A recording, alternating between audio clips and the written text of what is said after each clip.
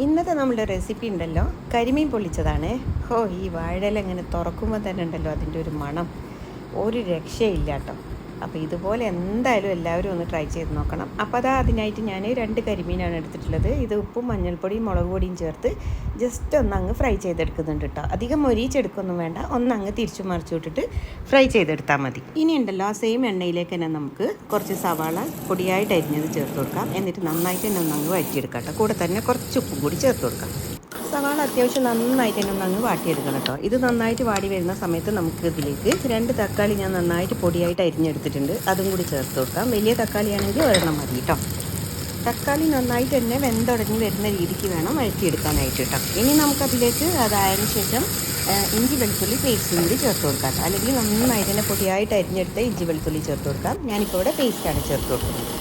ഇനി ഉണ്ടല്ലോ നമുക്കതിലേക്ക് കറിവേപ്പിലയും അതുപോലെ തന്നെ പച്ചമുളക് അരിഞ്ഞതും കൂടി ചേർത്ത് കൊടുക്കാം. എല്ലാം കൂടി വീണ്ടും ഒന്ന് നന്നായിട്ട് തന്നെ അങ്ങ് വഴറ്റിയെടുക്കാം കേട്ടോ.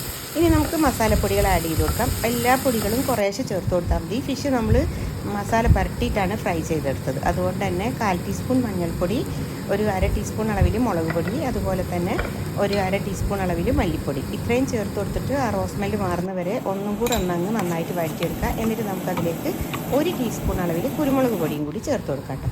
എല്ലാം കൂടി നന്നായിട്ട് തന്നെ ഒന്നങ്ങ് വഴറ്റിയെടുക്കാം.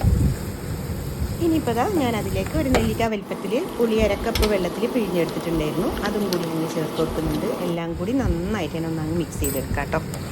അപ്പോൾ ഉപ്പ് കുറവാണെന്ന് തോന്നിയോണ്ട് ഞാൻ കുറച്ച് ഉപ്പും കൂടി ചേർത്ത് കൊടുക്കുന്നുണ്ട്. അതുപോലെ തന്നെ ഇതൊക്കെ നന്നായിട്ടൊന്ന് മിക്സ് ചെയ്ത് ഒന്ന് എണ്ണ തെളിഞ്ഞ് വരുന്ന സമയത്ത് കയ്യിലുണ്ടെങ്കിൽ കുറച്ച് മല്ലിയിലയും കൂടി ചേർത്ത് കൊടുത്താൽ നന്നായിട്ട് കിട്ടും. ഇനി നമുക്ക് ഇത് മിക്സ് ചെയ്തതിന് ശേഷം നമുക്ക് ഫ്ലെയിം ഓഫ് ചെയ്യാം. ഇനിയിപ്പോൾ ഒരു വാഴയില ഞാൻ ഒന്ന് വാട്ടിയെടുത്തിട്ടുണ്ട്. അതിലേക്ക് കുറച്ച് വെളിച്ചെണ്ണ ഒഴിച്ച് കൊടുത്തിട്ട് ഒന്ന് കൈകൊണ്ടൊന്നങ്ങ് പരത്തി കൊടുക്കുന്നുണ്ട് കേട്ടോ.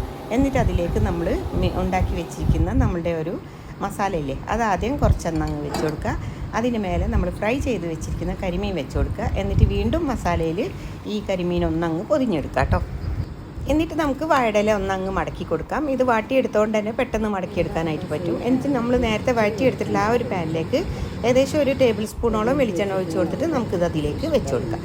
ഇതുപോലെ 2 കരിമീനും നമുക്ക് മടക്കിയിട്ട് ഇങ്ങനെ വെച്ച് കൊടുക്കുക. എന്നിട്ട് മീഡിയം ഫ്ലെയിമിലാക്കിയിട്ട് നമുക്കൊന്നങ്ങ് അടച്ച് വെക്കാം. ഒരു 2 മിനിറ്റോളം ആദ്യം ഒന്ന് വെച്ച് കൊടുക്കുക. എന്നിട്ട് നമുക്ക് തിരിച്ചിട്ട് കൊടുക്കാം. ഒരു സൈഡ് അത്യാവശ്യം നന്നായിട്ട് തന്നെ ഒന്ന് കളർ മാറി വരുമ്പോൾ നമുക്ക് തിരിച്ചിട്ട് കൊടുത്തിട്ട് വീണ്ടും ഒന്ന് അടച്ച് വെച്ച് കൊടുക്കാം. അപ്പോൾ അത്രയേ ഉള്ളൂ, നമ്മുടെ സൂപ്പർ ടേസ്റ്റി ആയിട്ടുള്ള കരിമീൻ പൊള്ളിച്ചത് റെഡി ആയിട്ടുണ്ട് കേട്ടോ. നല്ലൊരു മണമാണ് ഈ ഒരു വാഴയിലയിൽ വെച്ചിട്ട് ഇതൊന്നങ്ങ് ഉണ്ടാക്കിയെടുക്കുമ്പോൾ. തുറക്കുമ്പോണ്ടല്ലോ വായിൽ വെള്ളം വരും, അത്രയ്ക്ക് ടേസ്റ്റാണ്. ട്രൈ ചെയ്ത് നോക്കുക. ഇഷ്ടമായി ലൈക്ക് ചെയ്യാനും ചാനൽ സപ്പോർട്ട് ചെയ്യാനും മറക്കരുത്. Thank you for watching.